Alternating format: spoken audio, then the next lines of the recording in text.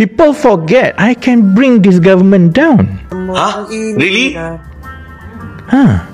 Azmin dulu keluar dan PH jatuh tu dengan 11 orang ahli parlimen je. I think I can master more kalau saya nak jatuhkan kerajaan, but I don't. Saya masih lagi, kalau saya tak setuju dengan PAS, saya cakap saya tak setuju. Saya tak setuju dengan Bersatu, saya cakap saya tak setuju dengan Anwar, saya cakap.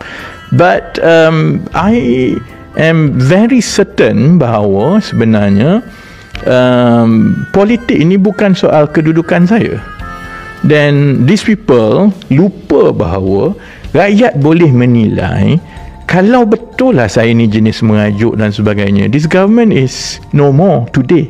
Tak payah pun diterima oleh rakyat. Orang tak kenal dia pun tak apa. Siapa kenal Ramanan sebelum ni?